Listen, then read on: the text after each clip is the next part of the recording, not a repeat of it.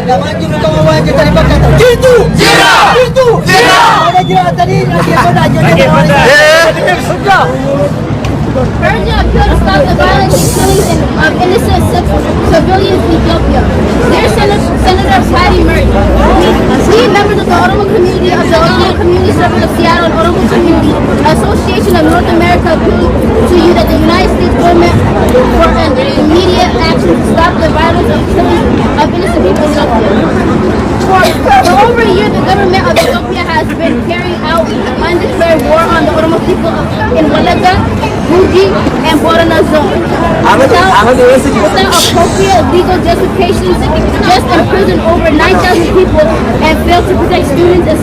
civilians from violence. We are citizens of the United States with Oromo heritage. Although we live here in peace, our relevance women, children of farmers and pastoralists and the students are dying daily because of the Ethiopian government is neither unable to contain the violence or it is intentionally conducting undeclared war on the some part of the Oromia regional state. At the time when the country needs peace and stability as it moves closer to national elections scheduled to take place in August 2020, the government of Prime Minister Abiy Ahmed is expanding military operations in Walaga, Guji, Borana zone. In the meantime, civilians are dying from violence in all regions and Oromo students are violently attacked, some seriously injured or killed at universities in Amara region since August 1919. First, the military operations in western and southern Oromia regional state began shortly after the Oromo Liberation Front. Leadership returned from itself in September 2018. Although the OLF agreed to participate in the peaceful political processes in Ethiopia, the government deployed in the national defense forces to Walaga, Wallo, Guji, and Borana in December 2018. Allegating the suppressed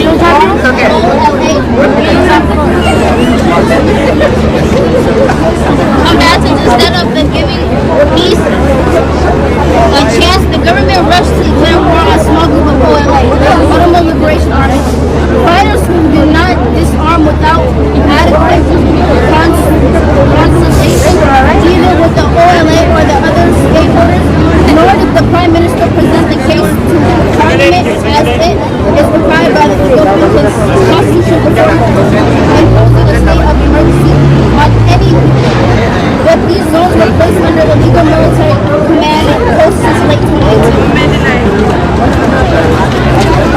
Going on for over a year, the Walaga, Guji, and Borana zones are disrupted the lives of peaceful population and normal economic activities. It is now reported the government soldiers are engaged in burning of houses, destroying farmers, cornfields, coffee trees, and forests to flush out armed combatants, increasing the command post control. The government has suspended the constitutional rights of the people and has arrested. Therefore, we are gravely concerned by the escalating military operations in several zones of Ethiopia, the death of students and other civilians, and the failure of Prime Minister Abiy Ahmed to contain violence and creating stability just a few months before an important national election. Besides plunging the lives of many innocent people, the conflict in Walaga, Guji, and Borana and Wallo is one of the great causing huge economic collapse and massive starvation in As U.S. citizens, on behalf of our relatives in Ethiopia who are suffering, we strongly request the U.S. government to provide relief to the Oromo people by putting all necessary pressure on the federal government of Ethiopia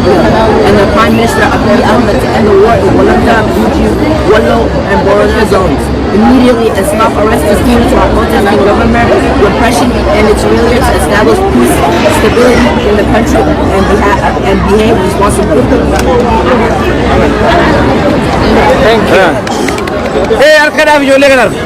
Hey, good job, good job.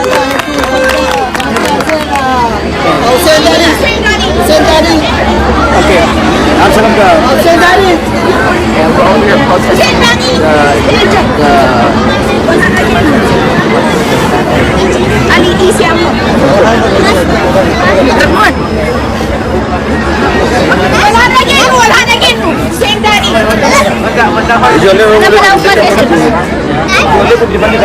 Sabara rawat dulu, karena juga hari sabara rawat.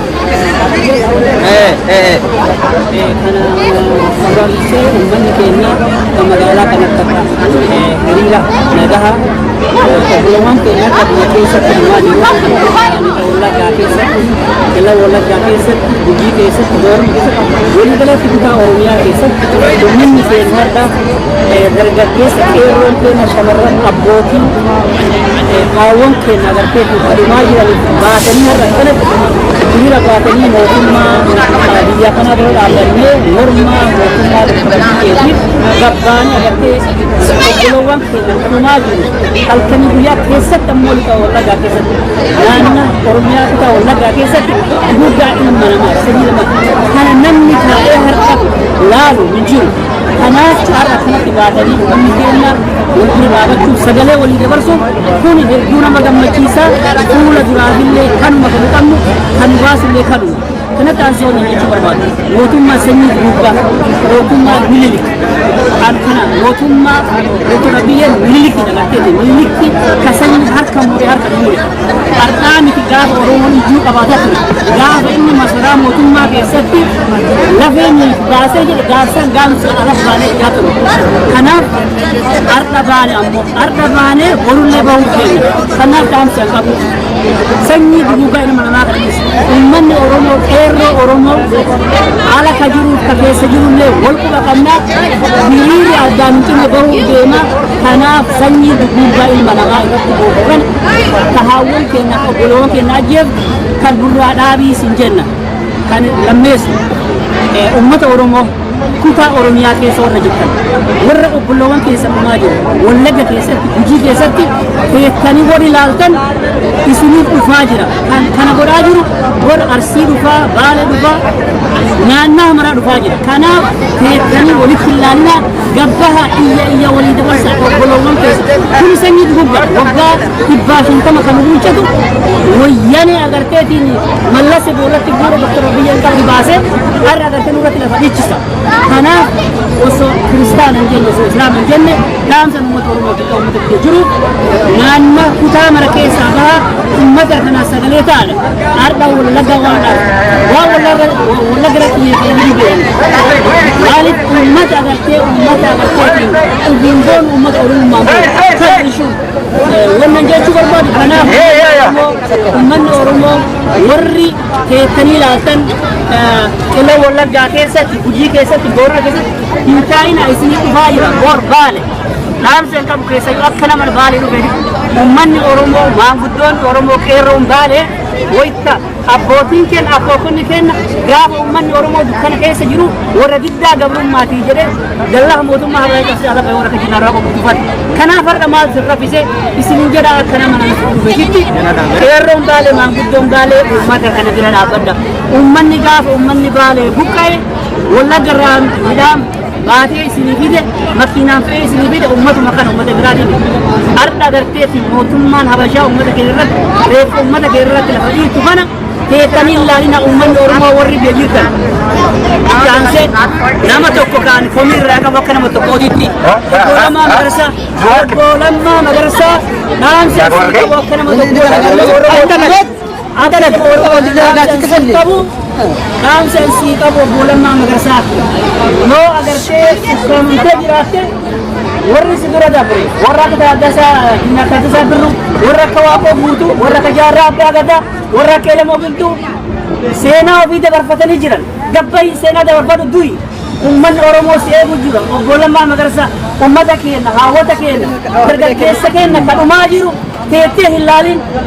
eenyu uummanni du'e sunu seenaan isaanii har'a faarfamaa jira kanaaf seenaa akkasii qabda jechuudha jiruu gubbattu uummanni oromoo si faarsaa jira warqabsoo keessatti yoo duute seenaa guddaa qabdi jechuudha kanaaf gabbayii sagalee galtee uummanni oromoo haa dhaga'u siin jedha itti aansee ummata dhaaba siyaasaa warra biyya keessa jiru obbo Daawud Ibsaatiin qabee dinar Kamal Gachuutiin qabee akkasumatti obbo Gartee Jawaar Guddina Jawahar Muhammad akkasumatti aanseetiin akkasii Galaasa Dilboo warri gaafa dukkana ifni tokkollee hin jirre gabbaatanii warra akka leencoo lataa والرقاب إنت كل إنجر قباتني أمة أورموتي جاتاتني هردا إذا هجنا أمة بافتن موتمان هبشا مونس نتي سيبر كايني دبها يوم دن سينا دبرتني أمة كينا إنسى دبرسا وبزنا تشينو بوت نجيب دبها أمة هي دبرسا أمة كينا دماجرا أمة كأرجماجي وكولد جاتي في وجي جل دبها وكشال أرجماجرا بكمرة أمة فالسا جراني بتاجراني أنا غوري دابا سياسة دبها هي دبرسا إذن جدا أمة سياسة لما كمجالا كنا أرد هيري رجوني أكاداني كله ولكن يبني بكتوكل أنه هيري تانو قبلنا أمة كينا لو أمة كينا سني دقوقا أغرتك أمة كينا جنوبنا أغرتك اللي غورو بيسان ورني منو بالله من جرو لاسيت تافنا أمة كينا اللي سني دقوقا كنا ما ورّي هر نجابي ورّي موتومان هاي سلاسة كوجاد باشن تانو بوشة ترنو تبياجرا تجري لا تجري ولين كم سو غراتوري بيساني مرتني كماني أدب تجرا نم نتكلا أنجرو مالي ركين بيتجري جسات مالي فكرتي دين ركوا تقول ماني مم ونهمم بداري نا فكرتي ورن ساني وننا غرسيسا جرا كرتي بيسوا مالي الله كين نجاهن جرا أفر الله كين نجاهن جرا بيورو مكيس ركين ما تجرا ركينو كم ركين هوغانا ورّي دابا سياسة ورّي بيجيتك جابها تجري نجاهن بيسي أكرتي دانغا كودت جرتي سومالين دانغا كودت جرتي ركين نخلا هبشة جرت ميرة كنا جابها دوكتا في أمة كنا هما جنابي أبولما مدرسة بوليسي أورميا له وننجتشو بربادو بغن هرجتو بوليسي أورميا وننجتشو بربادو أبولوان كيسن كايسيني بيج زمان ديرا كبسو غداتوري هردا بياتي ديبي بياكينا أورمو بوجي جري بياتي ديبي هردا أكا هاوي دي غدفا يتلفني كانو irratti baatanii dullaa caccabsitanii agartee gootan kun agarteetiin kun ergaa habashaati ergaa habashaa kana dhiisa ergaa habashaa viidiyoon hooma takka uummata oromootiin gootu kana qajeelatti gadi murree jala tarruu qabna viidiyoon uummata oromoo sun isin gootu jiru uummata oromoo gaafa duraallee wanni jedhaa turre tigreen nu fixaa ture tigreen nu finne viidiyoon nu fixaa ture hardhallee wanni uummata viidiyoo fixaa jiru tigreedha kanaaf bakka jirtanii poolisiin oromiyaallee obboloowwan keessan miidhina seenaa isin gaafata fakkeenya yoo fudhattan mangistuun hin dabre hayila sillaaseen hin dabre mallasee hin dabre hor dabartan ammoo obboloowwan keessa taftan lafa teessan keessa tafuuf deemtan mootummaan dhuftu hin dabarte umman hin dabru ammoo kanaaf ummata keessa jirtanii isin qurxummii bahara keessa jiru ummata bal'aa keessa jirtanii bor gandaan nama miidhaa ummata oromootti geesse seenaa keessillee hin xuraayaa ummata karaa keessa baatanii qabdanii kanaaf poolisiin oromiyaa ummata keenya irraa of dandamaa isin jenna akkanuma jechuun barbaada karaa Fayyada isheen taa'anii hedduu galata guddaa qabda. Itti aansee obbo Adam Kabiraa asirratti hiriira guyyaa irraa kana laalchiftee waan nu dabarsitu yoo qabaatte yoo takkaaf waan nu dhaamtu yoo qabaatte kabajaan si argeerraa baga nagaan dhufu. Fayyada uummanni siyaasa. Qabeef fatumaan. Uummanni Oromoodha.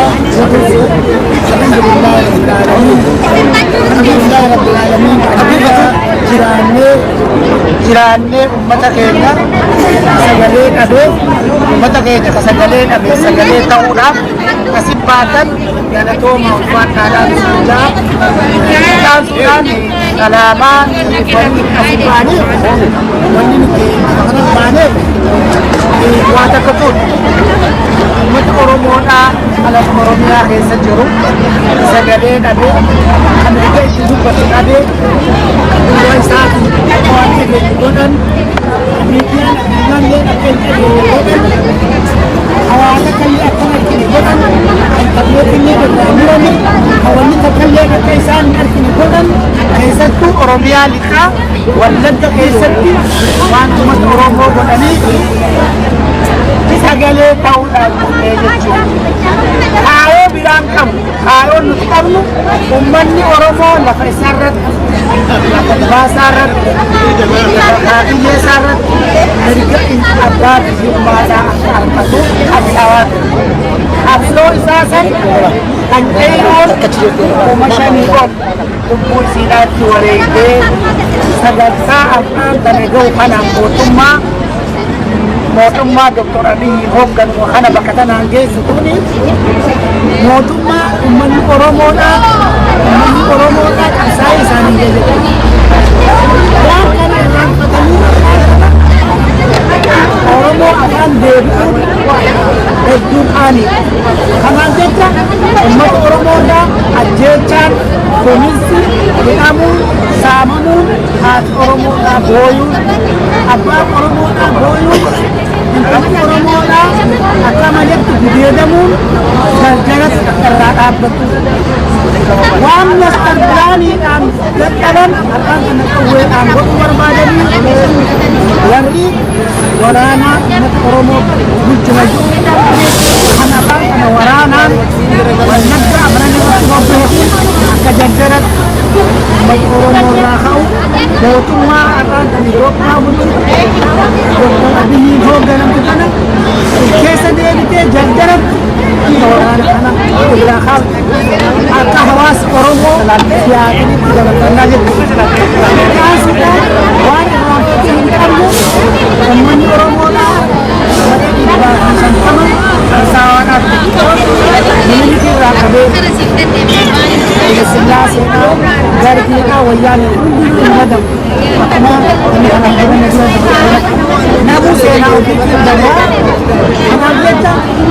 odoo alagaan akkana nu goote alagaan nu godhe jedha. Gaafa inni Oromoo magaalaa dagaatii ta'anii duuba bakka kana qabatanii uummata Oromoo hoogganna jedhanii uummata Oromoodhaa immoo hoogganuudhaan hoongeessuu irratti argaman kun gargara keessa waan ammallee kanarraa beeku uummanni Oromoo hin dogongorina waraabessa dhiyoo laate jaalattiidhaas uummataa ajaa'u warri wallaggaa irraa kan dhufaamame warri waa Harargeedhaan dhufe Arsiibaale warri dhufaamame akka dhufe karaadhaan nyaatu taa'eera. Kanaaf yoo kaayoo isaanii isaan irra kaayatan kanatti kaayoo Minilik Itoophiyaa takkitti afaan tokko baandiraa takka amantiin isinlee aadaan isin akka jedhanii lafa kaayatu hojirra ooluudhaan dhabama keessa. Waan kana fudhatu qonna dhabamtanii nama goggoisu Habashaan fudhatu. Maaliif jechuun sirni sirna Habashaa. Sirna Habashaa sirni Itoophiyaa takkitti yoo sibiilii keessatti wanti sadarkaa kana kaa'e Dr. Biraan Naggaa sirni biraan namti jaafaan ministeeraa nama qaarii ta'e kalaqaan kan uummata islaama irratti uummata sinfannaa kiristaanotaa itti guddisuudhaan Daani'el Chappoo akka odeeffannoo keessaa kanaaf jecha waanuma isaan lafa qaaran kan kana tokko afaaniin jiru hogganoonni Habashaadhaa kan jaalama duraa bira tokko dura asirraa kan gannaggaatiin mootummaa Habashaadhaa waan amma deemu kana dhugaan seenaa hoomachaa sadarkaa nuti addaa qabaa jedhatu asitti barsiisa. Kana wanni godhatuudhaaf millee kana jenna ifaadha waliin. Maaliif biyyi Oromoodhaaf biyyi Itoophiyaa jedhamtuun kutaa hedduu qabu Oromoo warra maaliif duudha? Maslaa biyyi Itoophiyaa lafaati. Dhuguma rabbitti biyyi Itoophiyaa lafaati Oromoo. Hasa baasa gamoo hunda keessa jiraatu lafa Oromoodhaan. Wanni arraan kana biyya biraarratti illee Oromoo qofarrammaa deema. Leengaddaas mallas kana qalbiinis kana. Kanaaf jecha wanni Oromoo irra deemu tun ajandaa biraa qabdiidha. Kan maqaa ABO'ti, kan maqaa Waareedhaa kan nama qabanii hidhaan sagantaa biraa duuba jira kan ija banatanii ilaaluu uummata Oromoo jechuudha. Poolisni immoo Oromiyaa keessa jiru. Poolisni Oromiyaa keessa jiru waan poolisni darbiidhaan mallas tahe hubattanii obboleeyyan keessan haadhawwan keessan akka malatti reebuurraa yoo qusattan irra isin wayya jiruu keessatti waan jiruu dhaloota keessanii ilmaan keessan akka jedhinu kan eeggatu akkamitti ilmi namaa ilmi haadharraa dhalate kan obboleettii wajji dhalate intala Oromoodhaa shibanaan mataa keessa ta'ee harka qabdee malee akkamitti gartee haadhasaa akka gartee nagaa fuudhu kanaan dura jedhanitti akkuma obboleettii isaa itti nagaa gaafatu akkuma niitii isaa itti labbatu hin beekne ilmaa takkaa'uu ilma Oromooti takkaa'uu haala Oromooti kana gabaayee qaban. keessa deemanii poolisa laalaan reefullee bilbileetiin jira poolisa nu ajjabaan kana laala jamisummaa kana qabu duraa duubaan nu ajjabaniiti akkana kabajaadhaan biyya dhalatii keessatti nu kabajanii kabajaadhaan bakka tana poolisni biyyaa dhaabbate kan qabeenya Oromooti hundaa isaa nyaata bifa kana qabaatu wanni deemus bilisummaa Oromootii fi mirga abbaa biyyummaa biyya sana irratti dubbannu kabajachuu jedhan jaalatu dinagdee abbaa hiikamu kana uummanni Oromoo waliin qabsaa'uu fi kanaaf kan hin qabne Oromoo akkas ta'uu qaba kanaaf wayyaa ba'a.